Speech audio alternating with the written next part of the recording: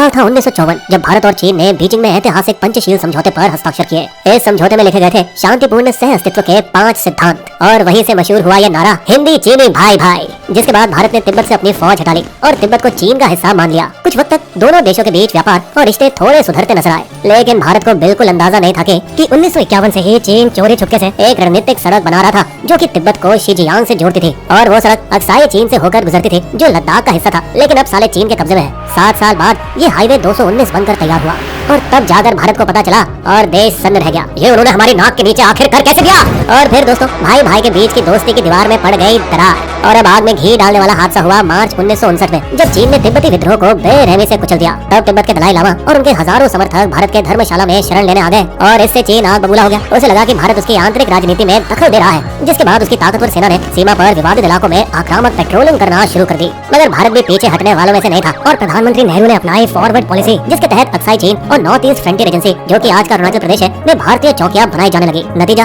दोनों देशों के जवान टकराने लगे और दिन पर दिन झगड़े और हिंसक होते चले गए। अब दोनों भाई आखिरी बार बातचीत से मसला सुलझाने बैठे। देखिए आप नेफा में मैकमोहन लाइन को मान लो और अक्साई चीन से अपनी सेना हटा लो। नहीं, पहले तुम अपनी सारी चौकियां हटाओ और 1960 से पहले वाली जगह पर लौटो। कोई भी झुकने को तैयार नहीं था। गतिरोध जारी रहा और झड़पें बढ़ गई, लेकिन पर्दे के पीछे चीन का सैन्य प्रमुख माओ जेडोंग पहले ही तय कर चुका था। तैयार हो जाओ भाइयों, 20 अक्टूबर 1962 को अक्साई चीन पर हमला करना है, अब तो जंग होगी। और दोस्तों ठीक वैसा ही हुआ जैसे उस गुप्त हाईवे के वक्त हुआ था। दिल्ली के सरकारी गलियारे में बैठे राजनेता, अफसर और रक्षा मुख्य सब मस्त बेफिक्री में बैठे थे। अरे भाई इतनी ठंड में चीन हमसे लड़ाई थोड़ी ना करेगा, ज्यादा से ज्यादा सीमा पर थोड़ी बहुत झड़पें होंगी।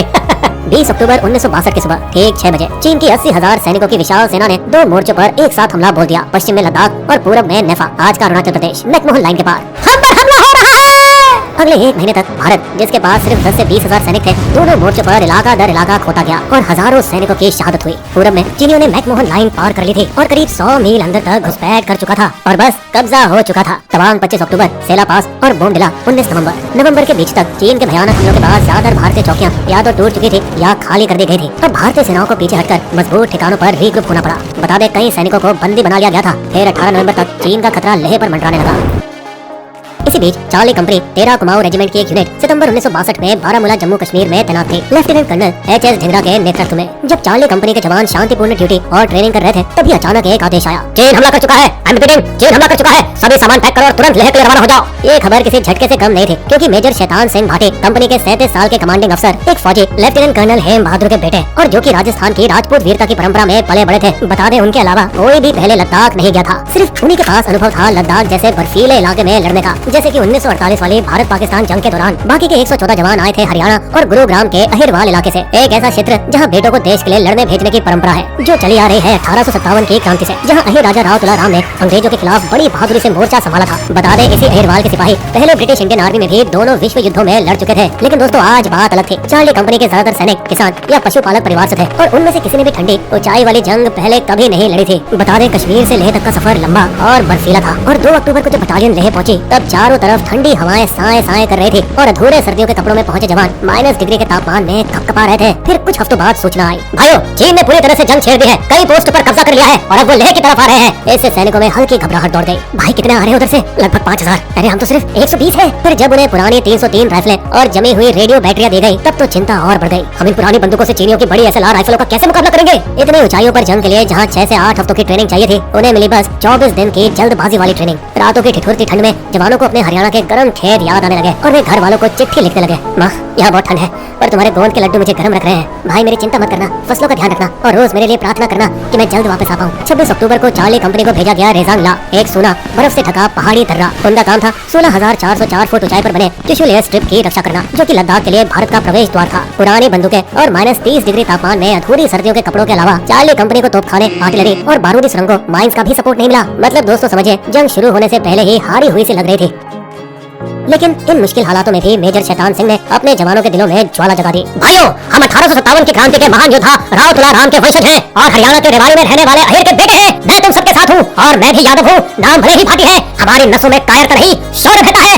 जेमाधार सूरजाराम, जेमाधार हरिराम, जेमाधार रामचंद्र, नायक राजकुमार यादव और नायक हुकुमचंद सभी अपनी लीडर की ठंडी हवा में जोश भरी बातें सुन रहे थे। दोस्तों बता दें, जेमाधार और नायक ये ब्रिटिश इंडियन आर्मी के पदनाम थे सेकंड लेफ्टिनेंट और लेफ्टिनेंट के लिए, जो आजादी के बाद भी कुछ साल तक चले, मगर अब बदलाव का वक्त आ चुका था। खैर, यहाँ सैनिक रामचंद्र ने डर के पूछा, मेजर अगर चीनियों ने बड़ी संख्या में हमला कर दिया तो फिर हम आखिरी आदमी और आखिरी गोली तक लेंगे, यही है हमारा कुमाऊनी तरीका। उनके इन शब्दों ने पूरी पलटन में जुनून की आग भड़का दी और सभी एक साथ गरजे।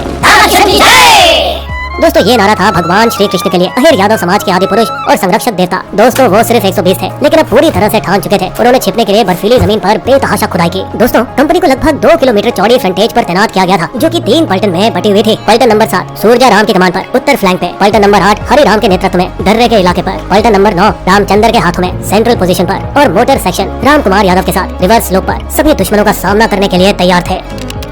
18 नवंबर 1962 डे सुबह 4 बजे अंधेरे की आड़ में दुश्मन की एक विशाल टुकड़ी नालों के रास्ते आगे बढ़ने लगी। प्लाटून नंबर 8 के हुकुमचंद रात की गश्त पर थे जब उन्होंने सैकड़ों सायों को धीरे धीरे आगे सरकते देखा। हे भगवान, ये तो हर तरफ है। वो तेजी से अपनी पोस्ट की तरफ भागे। उनका दिल जोरों से धड़क रहा था। फिर कंपनी के फ्रंटेज पर पहुंचकर हुकुमचंद चिल्लाए, हजारों हैं। उन्होंने तुरंत अपनी पिस्टल लोड की और आकाश में लाल फ्लेयर फेंका, जिसके फटते ही एक भयानक नजारा रोशन हुआ। सर्दियों के अच्छे खासे घेर में सैकड़ों चीनी सिपाही रेंगते हुए और झुके हुए हमारी पोस्ट की ओर बढ़ रहे थे। मेजर शैतान सिंह मेगाफोन पर चिल्लाए, पोजीशन लो, की जय, कालिका माता की जय। और फिर अचानक बंदूकों से निकलती गोलियों की चमक ऐसे दिखने लगी जैसे मौत के जुगनू उड़ रहे हो। दर्जनों चीनी सैनिक एक के बाद एक गिरते गए, पर सैकड़ों और आते चले गए। चीनियों ने भी जवाब बेहद भयानक दिया। वो भी अनगिनत गोले भारतीय पोस्टों पर बरसाने लगे। सुबह 4:30 बजे घबराए हुए मेजर शैतान सिंह रेडियो पर चिल्लाए, ब्रिगेड मुख्यालय, मैं चार्ली कंपनी से हूँ, हम पर भारी हमला हो रहा है, तोप खानों की मदद चाहिए। नामुमकिन, इतनी ऊंचाई और कठिन इलाकों में तुरंत तोप खानों की सहायता संभव नहीं है। शैतान सिंह का चेहरा सख्त हो गया, हम सच में अकेले हैं। सुबह 5 बजे दोस्तों इन सारी परिस्थितियों के बाद भी मेजर शैतान सिंह हार मानने वालों में से नहीं थे। उन्होंने गोलाबारी के बीच इधर उधर दौड़ते हुए अपने सैनिकों का हौसला बढ़ाया। उधर और ज्यादा चीनी सैनिक नालों से होते हुए अंदर घुस रहे थे और इधर तेजी से गोलियां चलाते हुए सूरजाराम मेजर शैतान सिंह से बोले, साहब वो तीनों दिशाओं से घुस आए हैं। कोई बात नहीं, जमीन छोड़नी नहीं है भाइयों, एक भी अहीर पीछे नहीं हटेगा, एक अहीर 10 चीनियों के बराबर है। फिर वो भागते हुए प्लेटून 8 की पोजीशन पर पहुंचे, जहां हुकुमचंद बेतहाशा गोली चला रहे थे। साहब गोला बारूद खत्म हो चुका है, ये लोग ग्रेनेड इस्तेमाल करो और जरूरत पड़ी तो बैनर लगा लो। सुबह 6 बजे जब चीनी सैनिक भारतीय ट्रेंच तक पहुंचे, बहादुर हुकुमचंद अपनी खुकरी के साथ कूद पड़े और कई चीनी सिपाहियों पर वार किया। साथ ही अपनी बैनर से 6 दुश्मन जवानों को मार गिराया, मगर दुर्भाग्यवश भारी गोलीबारी में वे गिर गए और शहीद हो गए। दूर से हरिराम असमंजस में देखता है, हुकुमचंद शहीद हो गए। हरिराम, जिस पर खुद कई गोलियों के घाव थे और माथे पर पट्टी बंधी थी, अपने साथियों को गोलीबारी चालू रखने की हिम्मत देता रहा। अब सुबह के 7 बज चुके थे जब मेजर शैतान सिंह दूरबीन से देखते हैं कि चीनी पहियों वाले ठेलों पर 75 mm रिकॉइललेस बंदूकें तैनात कर रहे हैं। वे बड़ी बंदूकें लेकर आ रहे हैं। रामकुमार, उनकी बंदूकों को निशाना बनाओ। जिसे सुन राजकुमार यादव तुरंत मोटार की ऊंचाई को ठीक करते हैं। Range 400 metre. मोटार के गोले चीनी तोपों की पोजीशन के पास फटते हैं और कई चीनी सैनिक वहीं ढेर हो जाते हैं। सुबह 8 बजे प्लाटून 7 में सूरजाराम और उसके साथी बेतहाशा गोली चला रहे थे। भाइयों, याद है ना साहब ने क्या कहा था, एक भी अहीर पीछे नहीं हटेगा।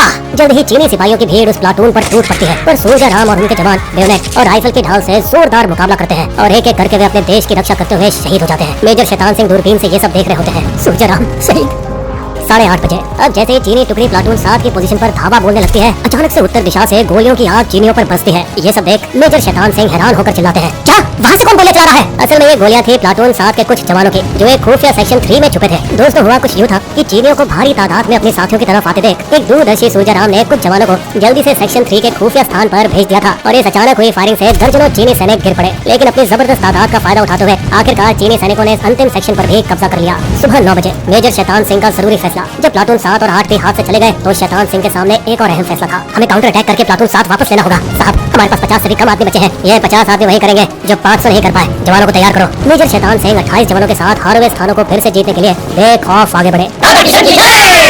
जैसे ही वो 400 गज खुले मैदान को पार करने लगते हैं, एक छिपी हुई चीनी मशीन गन लगातार फायर करने लगती है और अचानक मेजर शैतान सिंह के पेट में गोली लग जाती है। वे लड़खड़ाते हुए घुटनों पर गिरते हैं, मगर फिर भी आगे बढ़ने की कोशिश करते रहते हैं। आगे बढ़ो, रुक दो मत भाइयों। गोलियां बरसती जाती हैं और कई भारतीय जवान शहीद होते जाते हैं। कुछ बचे हुए जवान हरफुल सिंह और 4 साथी अपने घायल कमांडर के पास पहुंचते हैं। साहब हमें आपको सुरक्षित जगह ले जाना होगा। नहीं, मुझे यही छोड़ दो, वापस जाओ और लड़ते रहो। कर्तव्य और अपने कमांडर के प्रति वफादारी के इस कश्मकश में जवान फंस जाते हैं। ये हुक्म है, सीईओ को बताना हमारी कंपनी ने कैसे वीरता की लड़ाई लड़ी। फिर वो अपनी पर्सनल पिस्टल सिपाही मामचंद को सौंपते हैं। ये क्वार्टर मास्टर को दे देना, इसे दुश्मन के हाथों मत जाने देना। साहब हम आपको छोड़कर नहीं जा सकते। जाओ और अपनी जान बचाओ, दुश्मन कभी भी यहाँ पहुँच सकता है। जवान भारी मन से अपने कमांडर को एक बड़े पत्थर के सहारे टिकाते हैं। साहब, हम आपको कभी नहीं भूलेंगे। शैतान सिंह बेहद घायल हालत में अकेले ही अपनी कार्बाइन से आखिरी सांस तक चीनी सैनिकों पर फायर करते रहे। इधर मोटार सेक्शन में राम कुमार यादव लगभग नामुमकिन हालात का सामना कर रहे थे। चीनी 150 गज पर है, ऊंचाई 80 डिग्री करो। क्रू लगभग सीधा ऊपर फायर करता है ताकि गोले चीनी सैनिकों के बिल्कुल पास गिरे, लेकिन अब चीनी 125 गज तक पहुंच चुके थे। अब ऊंचाई मिनिमम रेंज पर है, बेयोनेट तैयार करो।